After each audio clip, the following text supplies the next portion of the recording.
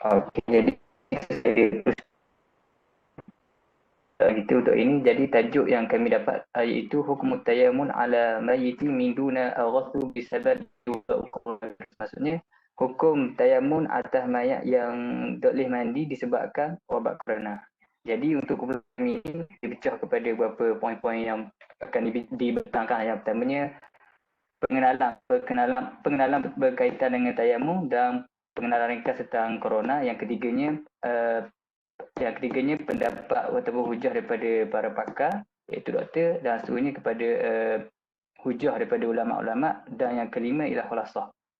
Jadi kepada pengenalan untuk tayamum, jadi saya merujuk kepada dua kitab iaitu kitab Fiqh Manhaji daripada Syekh Mustafa Buron, Syekh Mustafa Khin dan Syekh Ali Syarhaji. Yang keduanya kitab daripada Nailul Roja, kitab Safinatun Najah, syarah bagi kitab Safinatun Najah karangan oleh Syekh Ramli. Syekh Ramli. Yang pertamanya kita pergi kepada definisi at-tayammum. At-tayammum fil lughah al-qasdu, iaitu dari segi bahasanya bermaksud tujuan. Dan seterusnya kepada syarat at-tayammum fi syar'i isadu turabi tuhur liwajhi wal yadi bin niyah wa ala wajhil maqsus. Maksudnya menyapu tanah yang suci itu kepada muka dulu dengan niat, dan tangan lah. Lepas tu seterusnya kita kepada dalil persyariatan bagi tayamum. A'udzubillahi minasyaitonirrajim.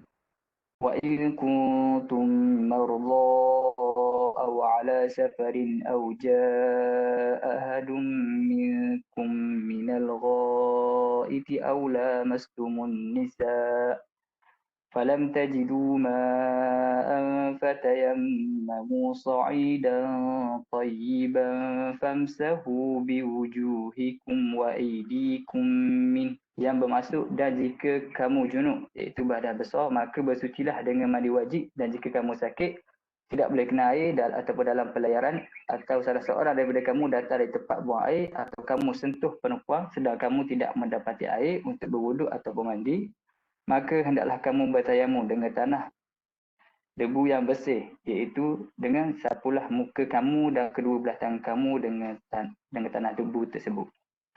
Jadi itu sendiri kepada syarat itu tayamum. Okey, slide dah go.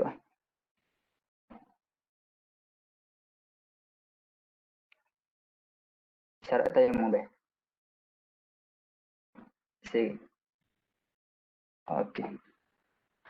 Yang pertamanya al-ilmu bidukhul waktu, maksudnya kita mengetahui masuknya waktu sebelum kita nak bertayamum ni. Talabal ma' ba'da dukhul waktu, maksudnya kita mencari air itu selepas masuknya waktu. At-turbut tuhur alladhi la ghibaru wa la laki wa la jistu fihi, maksudnya tanah yang suci lah, tidak bukannya tepung atau debu. La ayazilu najasa awalan, maksudnya kita menanggalkan najis yang ada pada badan kita. Yang tentunya wa ayyajtahidu fihi qiblatul qablah, maksudnya kita menentukan kiblat sebelum kita bertayamum. Maksudnya kepada furu'idul tayamum, maksudnya keperluan dalam tayamum. Yang pertamanya istilah naqlut turab, maksudnya tanah yang suci tadi. Yang keduanya niat. Yang ketiga masahal ila wajhi, maksudnya kita perlu menyapu kepada muka ni lah, di mana seperti anggota wuduk juga muka ni. Lepas tu masuk yadain ila marafikin, maksudnya menyapu tangan ke hingga siku seperti macam mana anggaran dalam wuduk kita. Yang kelima tertib, maksudnya perlu ada tertib.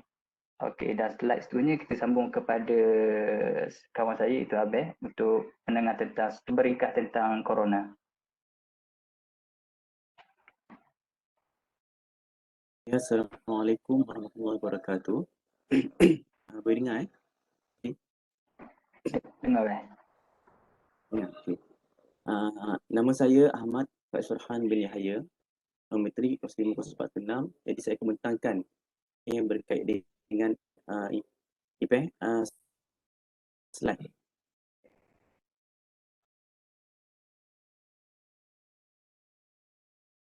Sekejap berkaitan dengan konsep wabak pandemik COVID-19.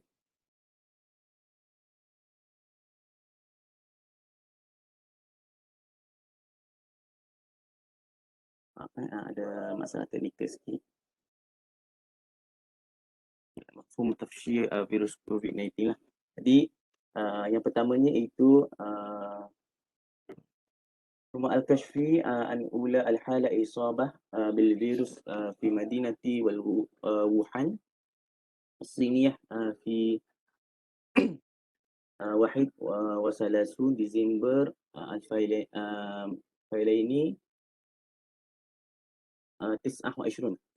Jadi di sini dikata kita kepada yang pertamanya COVID-19 ni, yang kes yang pertama yang berlaku adalah di Wuhan, China pada 31 Disember 2019.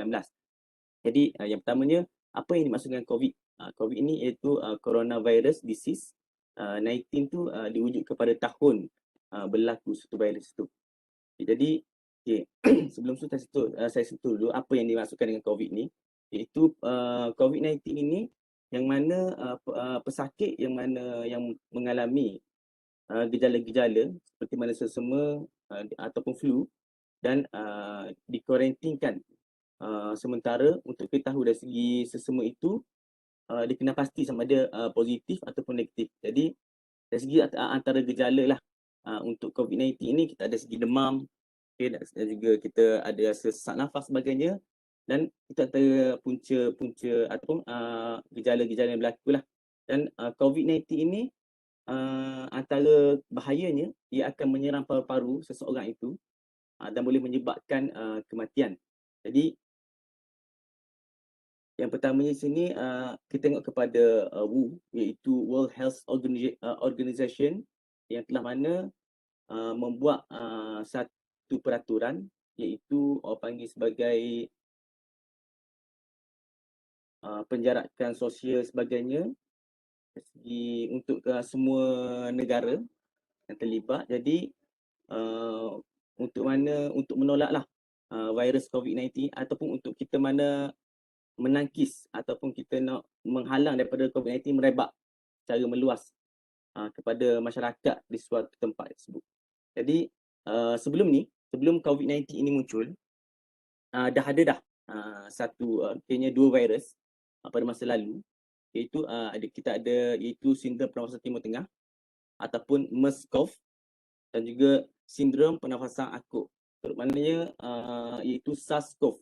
Jadi macam sindrom pernafasan timur tengah ni dia berlaku di Arab Saudi, okay, MERS-CoV ni. Jadi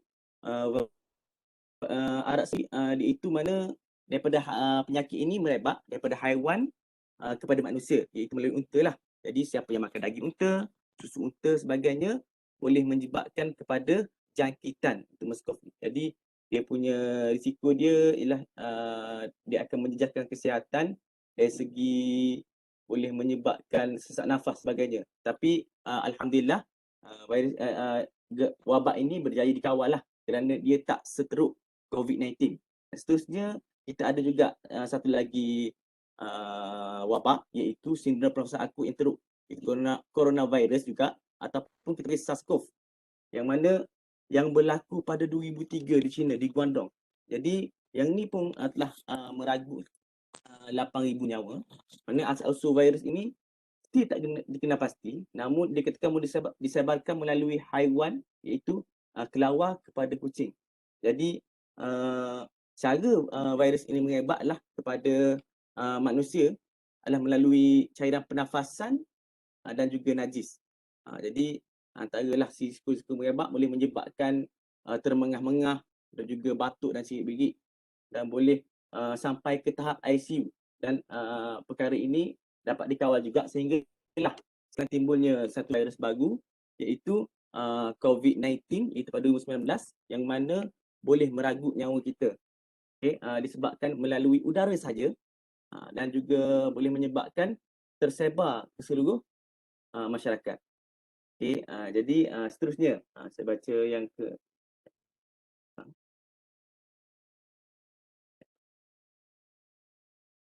slide tadi. Sekejap.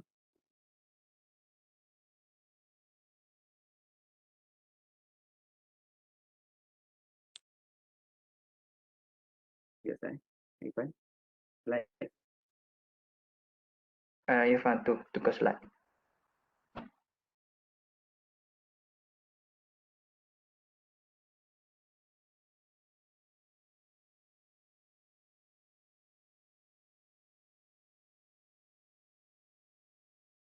Bang. Atas bang.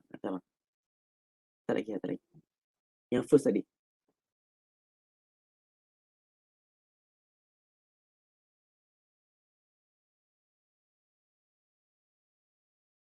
Okay, kita terangkanlah macam yang poin nombor 2 tu saya dah terangkan tadi berkait dengan COVID, kiranya wabak masa lalu. Dan yang ketiga saya terangkan itu COVID-19 wal marad an-najimu an virus corona al-mustajid al-musamma virus corona SARS-CoV. Jadi yang keempat, yang itu saya dah terangkan tadi. Kiranya yang tasyiru virus COVID-19 haza an tariq al-hawa wa yasibu ra'ah al-insan. Jadi di sini kita tengok bahawa COVID-19 ini mengebok melalui pada udara dan juga menjangkiti paru-paru lah. Menjangkiti paru-paru manusia dan boleh menyebabkan kepada kematian sebabkan kerana kerosakan paru-paru dan menyebabkan kerosakan kesukaran untuk bernafas. Seterusnya ialah tashmilu al-a'radu at-tafshi COVID-19 al-hammi al-syadidah was-sa'al wad-dhiq wat-tanfis wal-mazid. Jadi gejala wabak COVID-19 ini antara gejala dia adalah termasuk demam panas, batuk, sesak nafas dan juga banyak lagi lah. Itu antara kita boleh tahu sedikit tentang COVID-19 dan saya rujuk kepada Wu punya laman web dan juga MKN Malaysia. Okay, seterusnya Irfan.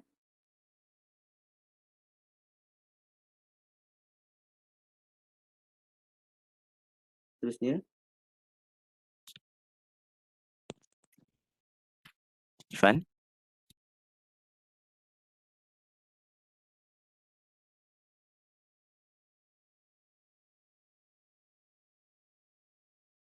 Teruskan, jangan biarkan masa berlalu. Okey. Jadi kita kepada yang kedua, slide yang kedua. Okey, kita kepada saddu zara'i, iaitu menyekat kepada kemudaratan. Okey. Jadi kita tengok di sini okey, berdasarkan kepada kita punya tajuk iaitu isu tadi berkait dengan kita nak tayamum jenazah COVID. Jadi kita dari segi tak nak virus itu merebak, jadi kita terpaksa menyekat kemudaratan itu. Kalau contoh guna air, benda tu boleh merebak, dan macam mana proses tayamum berdasarkan mana yang telah digariskan oleh pihak MKN lah. Okey. Fal ma'lum an min saddu zara'i al-i'tibaru al-maqasid wa kullama saqat al-maqsud saqat i'tibaru al-wasilah wal jama'ah amru nadbu al-ilaihi asy-syari' wa waj'alahu wasilah li tahqiq al-ghayati kubra. Jadi tengok sini bahawa telah diketahui siapa yang menyekat cara pertimbangan tujuan atau berjalan, dan apabila matlamat itu ianya jatuh dan pertimbangan itu ditetapkan dan ianya perkara yang telah diwakilkan berdasarkan kepada pembuat undang-undang itu menjadikan sebagai panduan macam matlamat utama, itu matlamat yang lebih besar. Dari sini kita boleh tengok kepada, saya ada rujuk itu kitab usul fiqh dan juga kaedah fiqh daripada Dr. Abdul Latif, dan dikata di sini bahawa pertamanya kita kena tahu dulu apa ini maksudnya saddu zara'i. Okey, saddu zara'i itu kita menyekat kepada kemudaratan supaya mana kemudaratan itu tidak menjadi lebih teruk. Okay? Jadi kita boleh tengok di sini seperti mana yang berlaku kepada kita nak mandikan jenazah COVID itu. Okay, jadi apabila nak mandikan menggunakan air seperti mana kita nak mandikan seperti biasa, tak kena COVID, iaitu akan memudaratkan kepada petugas kesihatan. Jadi di situlah menggunakan tayamum. Tayamum tu dalam bentuk ni lah, tak menggunakan ni, dan kita tayamum atas tu menggunakan antara kaedah-kaedah yang telah ditetapkan, yang telah dipersetujui oleh mufti lah, yang mana yang pakar dalam bidang agama ni, dan juga daripada saranan MKN juga. Jadi benda itulah yang mana diikuti dan menggunakan konsep tayamum kepada jenazah COVID ini dan juga tidak dimandikan lah. Jadi seterusnya kita tengok juga dari segi fiqh at-tarjih al-maqasidi. Itu fiqh timbangan macam matlamat atau maksud. Okey. Kita sini bahawa wahaza bainu al-ijra'i al-iqaf al-jam'u wal-jama'at fil masajid fil zalli virus corona muassisu ala kulliyah azimah fi islami wa hiya hifzu an-nafsi li'annaha tantawi tahta al-maqasid asy-syar'iyyah kubra. Jadi sini kita tengok bahawa menunjukkan bahawa prosedur yang mana untuk menghentikan perhimpunan dan juga kita ni dan kumpulan ataupun kita berhimpun di masjid untuk melaksanakan solat fardu secara berjemaah ataupun solat fardu Jumaat. Jadi mana menghentikan ataupun dari segi waktu mana COVID-19 berlaku dengan teruk dulu. Lepas tu bila dah order sikit, dia benarkan dari segi antara imam ataupun AJK masjid sahaja untuk mana imam dan juga Tadi Bilal dan juga beberapa AJK masjid untuk mana mengimarahkan masjid pada waktu itu saja. Yang dibenarkan saja, bilangan dibenarkan. Jadi ini menunjukkan bahawa keputusan itu bukanlah keputusan yang mana tidak dikaji terlebih dahulu. Maknanya orang alim ataupun orang yang mana pakar dalam agama itu muftilah yang mana yang berijtihad berdasarkan kepada maslahat ni lah. Jadi ditengok kepada maslahat masyarakat tersebut. Jadi kalau contohnya berkumpul boleh menyebabkan virus itu merebak. Jadi dia terpaksa menyekat itu satu zon, menyekat daripada benda tu jadi lebih teruk. Dan pada peringkat pertama dia tidak membenarkan, tapi selepas pada dah reda sedikit dia membenarkan untuk solat berjemaah tapi mengikut kepada bilangan dan juga SOP. Tapi sekarang ni pun alhamdulillah kerana tak merebak dan disebabkan kerana ikhtiar vaksin, itu dos pertama, dos kedua dan dos penggalak yang masih ramai belum ambil. Jadi boleh menyebabkan jangkitan itu tidak berleluasa lah. 1% tu tak ada lagi. Jadi kita pergi kepada slide seterusnya.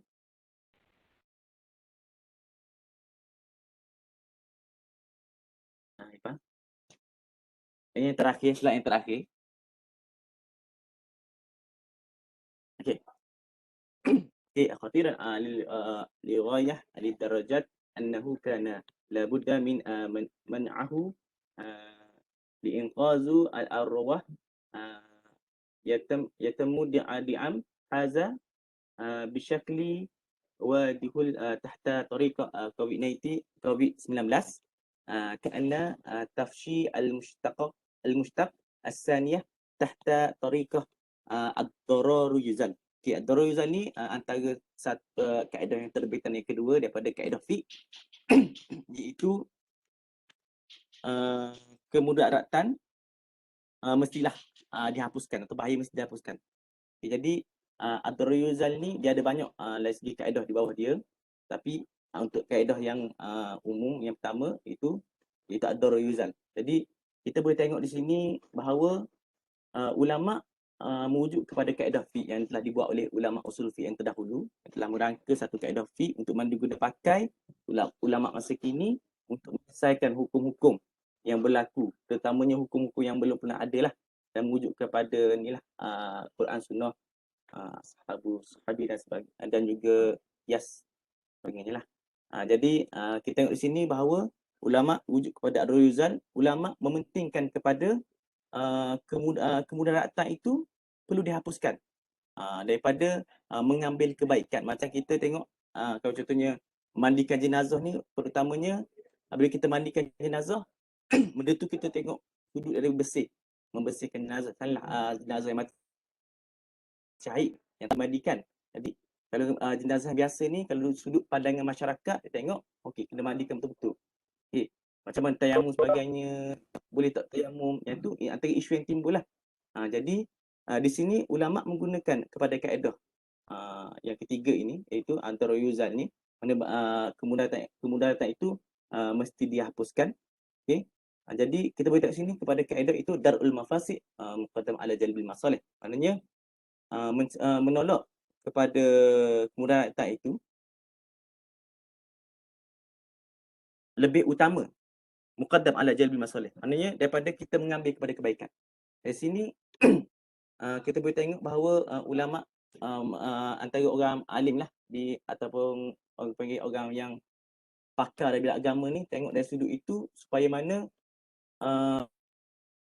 masalah ataupun COVID-19 ini dapat dicegah daripada mengebak, dan kalau boleh kita nak hapuskan COVID-19 ini di negara kita supaya mana semua dari segi ekonomi, sosial sebagainya, sudut agama boleh dilakukan secara seperti sedia kala. Jadi ini antara kaedah yang digunakan lah. Okay, kita tengok yang kedua ialah tashbihu tariqah al-ishtiqaq. Hadhihi tariqah nakfu at-tariqah darul mafasid ula min jalbil masalih allati tahmilu makna rafd ad-darb bidlan min akhwaza as-sal'ah. Jadi di sini saya ada terangkan tadi berkaitan dengan darul mafasid. Mana kita ni menolak kepada kemudaratan itu ula min jalbil masalih, daripada kita mengambil lebih diutamakan daripada kita mengambil kepada kebaikan lah.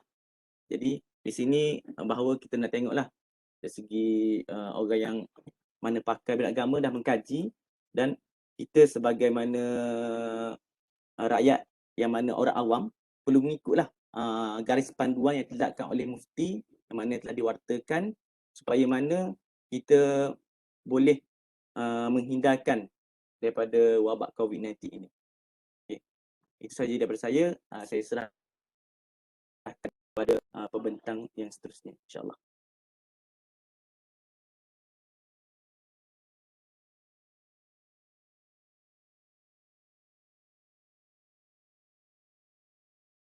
Assalamualaikum warahmatullahi wabarakatuh. Pembentang yang seterusnya mengenai wajhatun nazarul ulama, pandangan-pandangan ulama terhadap hukum tayamum ke atas mayat yang tidak boleh dimandikan. Seperti mana yang kita ketahui, asas bagi pengurusan jenazah ni hendaklah dilakukan 4 perkara, iaitu memandikan, mengkafankan, menyembahyangkan dan juga mengebumikan. Ini fardu kifayah menurut ijma' para ulama tanpa ada khilaf. Kita tengok pandangan pertama, pandangan pada MKI, iaitu Muzakarah Majlis Kebangsaan bagi Hal Ehwal Agama Islam yang telah bersidang pada 15 Mac 2020.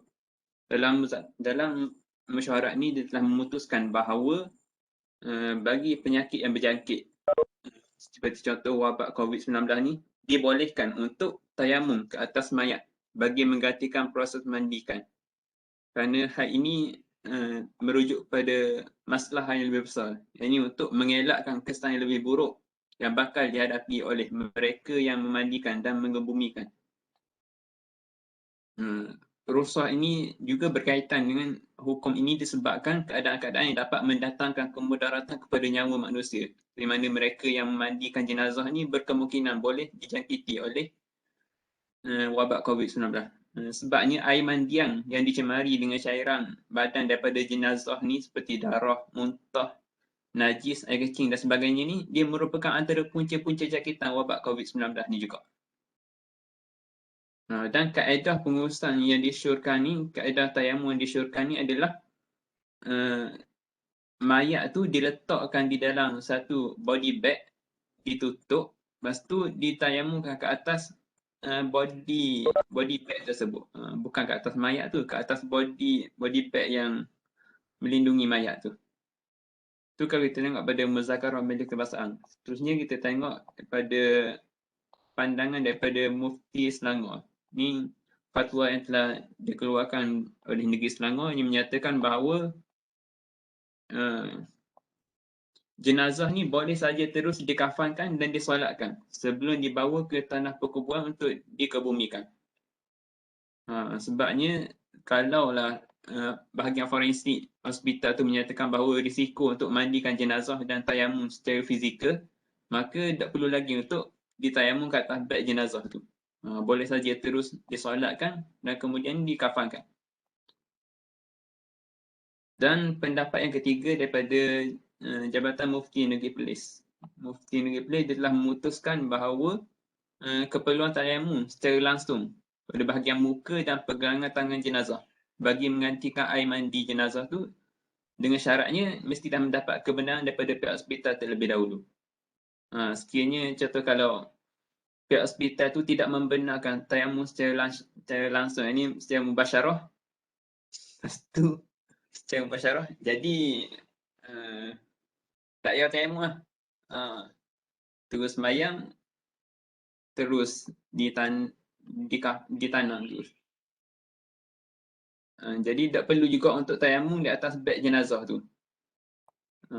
Satu lagi daripada Khatib Syarbini, pendapat Khatib Syarbini dia merujuk dalam perbahasan kitab Fiqh Syafi'i, dia menyatakan sekurang-kurangnya untuk memandikan jenazah tu adalah dengan meratakan air ke seluruh badan. Setelah basuh segala najis yang zahir di atas tubuh badannya, jenazah ni boleh ditayamumkan sekiranya terdapat halangan untuk mandikan jenazah tu.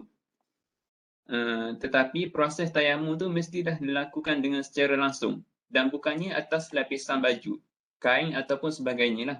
Sama ada atas beg ke, tidak boleh. Di tayamum ni mesti dilakukan secara mubasyarah, secara langsung. Direct kat atas muka dan tangan jenazah tu.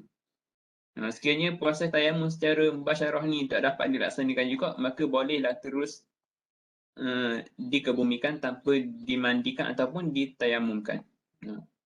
Walau bagaimanapun, tidak diharuskan menggunakan kaedah yang lebih ringan, melainkan terdapat darurat yang menghalang penggunaan kaedah asal. Lepas tu kita tengok antara kata macam antara dua pandangan ni, yang ada yang menyatakan bahawa dibolehkan untuk bertayamum atas beg jenazah dan juga ada yang kata tidak dibolehkan, tidak payah tayamum terus dikebumikan tu. Kita tengok dari sudut pandang yang berbeza. Yang pertamanya daripada pandangan yang membolehkan tayamum ke atas beg jenazah ni adalah sebagai untuk memberi penghormatan kepada jenazah tersebut. Sekiranya kaedah asal tayamum ni tidak dibenarkan. Dan kita tengok pendapat yang kedua, pendapat yang mengatakan gugur kewajipan memandikan ataupun tayamum ke atas jenazah COVID ni adalah bertepatan dengan kaedah faqihu ad-darurain ataupun adim ad-darurain, iaitu orang yang tidak mempunyai atau tidak mampu untuk melakukan kedua-dua cara bersuci, sama ada menggunakan air iaitu memandikan jenazah ataupun secara debu tanah, ini secara tayamum. Okey, sekian saja dari saya. Bentang seterusnya. Bismillahirrahmanirrahim. Alhamdulillahi rabbil alamin. Wassalatu wassalamu ala asyrafil anbiya'i wal mursalin sayyidina Muhammad wa ala alihi wa ashabihi ajmain, amma ba'd. Baiklah, setelah kita mendengar penjelasan daripada saudara pembentang kita Wan Luqman Ibrahim, maka kita akan beralih pula lah kepada pembentangan saya pada kali ini, insya-Allah dalam masa yang sekejap sahaja, tak lama sangat. Maka okey, jadi kita melihat isu ni, iaitu isu berkaitan dengan tayamum jenazah, maka kita akan mendapatilah bahawasanya akan ada dua pandangan lah, ataupun dua perspektif pandangan, yang mana daripada pandangan orang kata agama lah, agamawan sebenarnya terlibat oleh semua saudara Luqman tadi dan daripada saya sendirilah, iaitu berkaitan dengan pandangan pakar perubatan lah. Maka kita tengok bahawasanya pengurusan jenazah ni pada masa kini orang kata bukan perkara asing lah. Kerana apa? Kerana wajib lah, orang kata bila sahaja berlaku kematian, ya, maka ahli komuniti dalam kampung tu wajib menguruskannya, fardu kifayah. Dan maka kalau jika seseorang tak buat ni, maka akan jatuh dosa kepada semua dalam kampung tu ataupun komuniti tu. Maka kita akan tengoklah kepada beberapa pandangan perubatan ataupun doktor lah mengenai tajuk yang akan dibincangkan di atas ya. Sebenarnya banyak, kalau kita tengok banyak jugalah orang kata pendapat pakar, tapi kita akan ambil yang di sini saya hanya masukkan dua pendapat sahaja daripada tempat yang berlainan ya. Okey, kita tengok pada pendapat yang pertama, Ra'yu al-awwal, ya, iaitu pandangan pertama daripada seorang doktor daripada Hospital Sultanah Alminah di Kedah, di Kedah SSA lah. Maka doktor daripada Muhammad Afiq, maka dia dah memberi pendapat bahawasanya kenapa mayat tu kena tadiamukan ataupun tidak boleh buat macam biasa, kerana kalau kita tahulah seperti mana kita maklum sebelum Covid ni masa jenazah macam biasalah mandi kapan, tapi bila Covid ni Islam telah memberikan orang kata rukhsah lah, orang kata kelonggaran supaya apa, tidak memberatkan manusia untuk umat Islam untuk melakukan urusan tersebut, dan tidak orang kata urusan berkenaan jenazah tu dibiarkan gitu saja, tinggal jangan gitu. Maksudnya dia ada kemudahan lah, tak orang rasa berat susah gitu. So dia pendapat dia kena bahawasanya kenapa tayamum sebenarnya walaupun pesakit tu ni dari segi perubatan lah, walaupun pesakit dah meninggal, tetapi kita kena ingat bahawasanya virus Covid dia hidup lagi, dia kebal lagi, dia tak mapuh. Mapuh ni orang. So Covid dia tak mapuh lagi, dia tak mati lagi. Okay? Maka kalau kita nakil ini dia akan memberikan mudarat dah kepada orang yang menguruskannya, maka kalau tengok saya kan SOP dia nak kerja, dia memberikan SOP kan kepada petugas yang menguruskan macam memakai PPE, sanitize tangan, pakai mask, apa semua tu, tu pentinglah untuk menjaga menolak kemudaratan yang orang yang menguruskan jenazah tersebut. Kerana maka di sini bahawasanya dengan sebab itulah yang Dr. pakar perpandangan pertama ni, Dr. Afif berpandangan bahawasanya cukup sekadar tayamumkan sahaja. Itulah pendapat pakar pertama lah, Dr. Muhammad Afif daripada Hospital Sultanah Aminah. Maka kita pergi pada pendapat yang kedua pula. Pendapat kedua ni kita tengok dia lebih kurang macam seakan pendapat daripada pertama kan, iaitu Dr. Muhammad Hafizam Husni daripada Hospital Kuala Lumpur, iaitu dia ni pengarah kesihatan di bahagian hospital tersebut. Maka dia pendapat bahawasanya macam tadi pendapatnya, Covid ni kalau orang dah mati pun Covid hidup lagi, ada lagi. Maka bahawasanya cukuplah dengan orang kata dengan syarat-syarat atau SOP yang diberikan oleh kerajaan ni, kaedahnya maka mencukupilah untuk menguruskan pesakit tu. Maka kalau kita tengok semua petugas kat hospital ni macam doktor-doktor, staff-staff, nurse-nurse, dia rawat, dia semua dia akan membantu kerjasama lah untuk menguruskan jenazah tu, tetapi dia hendaklah mengikuti orang kata prosedur yang mana ditetapkan oleh KKM lah, Kementerian Kesihatan di negara kita. Saya rasa maka kesimpulan saya adalah bahawasanya boleh saya sebutkan daripada pempandangan saya pada kali ini adalah pengurusan jenazah ni, kalau tengok daripada perubatan ni memang ada, memang betul jugalah benda tu. Dan saya kena tahu untuk kita tunjuk pada bahagian agama kan. Okay, so untuk bahagian agama ni maksudnya mana-mana majlis kalau dia nak membuatkan nak membuatkan satu hukum, dia akan rujuk kepada pakar perubatan. Itulah orang kata pakar perubatan dengan pakar agama dia saling melengkapi lah antara satu sama lain dalam orang kata jenazah tersebut lah. Maka sekianlah itu saja daripada saya, insya-Allah. Maka kita akan sambung kepada pembentangan seterusnya. Okey. Ya. Okey, boleh sambung kepada pembentangan seterusnya.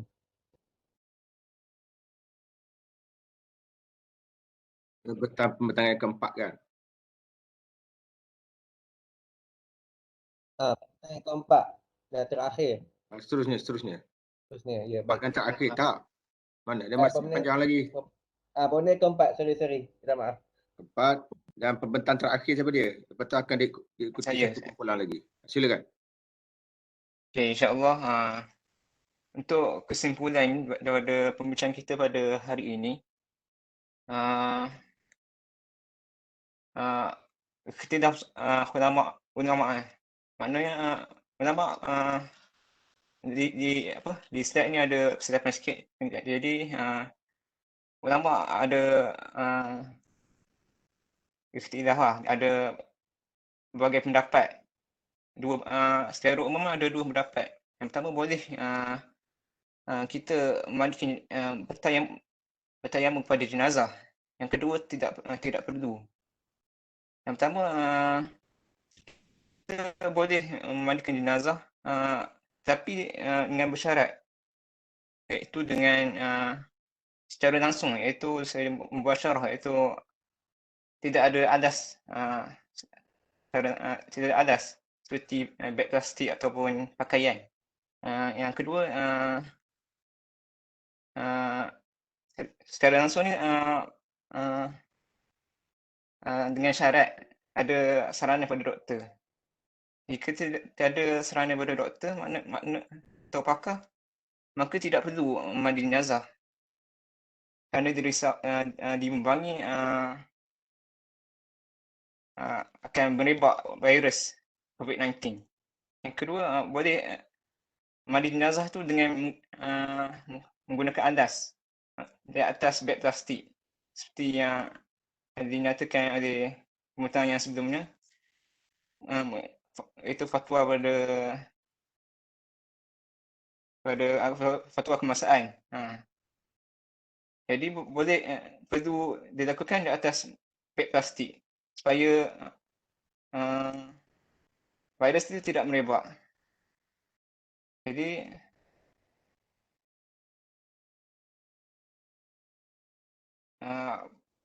tayamum ke atas mayat ni dilakukan untuk supaya kita dapat menjaga daripada virus COVID-19 daripada merebak. Itu untuk menjaga nyawa lah. Jadi itu saja pada kumpulan kami. Wallahu a'lam. Assalamualaikum warahmatullahi wabarakatuh.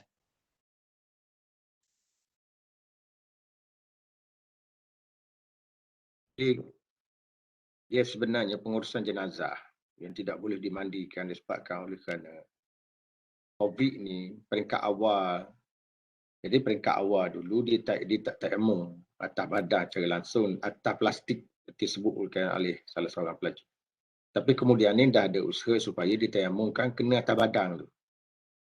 Di mana hak tekan tayamum tu dia kena pakai plastik lah, sarung tangan. Cuba jelaskan sikit semula hujah. Mak kata boleh buat gitu. Dalam kitab mazhab Syafi'i sendiri dia kata gua ni, jelas sikit.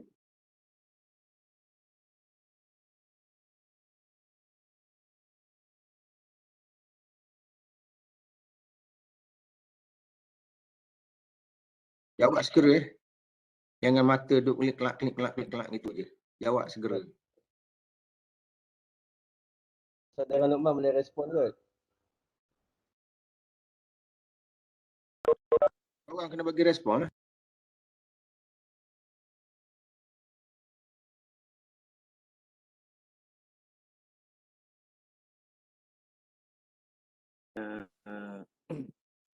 Jadi saya akan bagilah sikit berkait dengan tayamum ke atas semacam yang Ustaz sebut ni semasa COVID-19 tengah merancak ni. Jadi waktu tu kiranya untuk kita tayamum secara bersentuhan tidak boleh. Okay.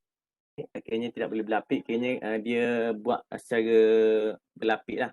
Jadi yang itu diharuskan disebabkan darurat lah waktu tu. Jadi waktu itu kita boleh tengok lah di YouTube ke di video sebagainya. Maknanya dari segi yang mana menguruskan jenazah itu, kita umumkan di atas beg plastik.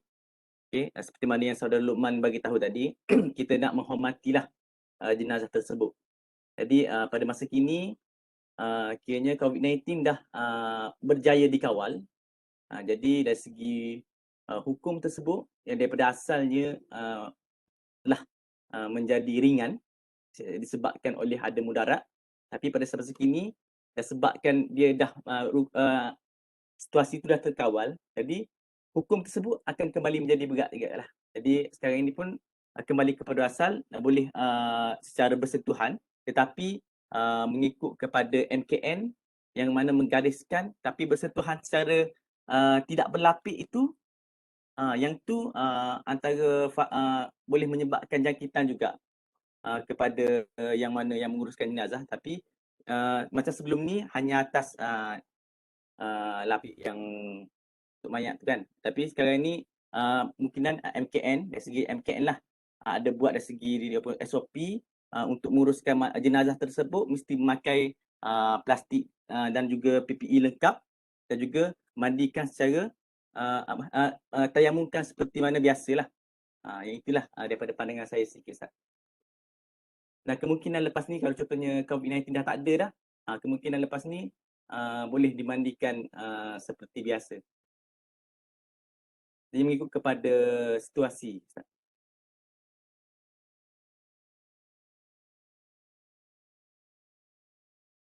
Menjawab, Ustaz? Okey. Okey, terima kasih pada kumpulan ni. Kumpulan seterusnya, jadi saya stop rekod untuk kumpulan ni.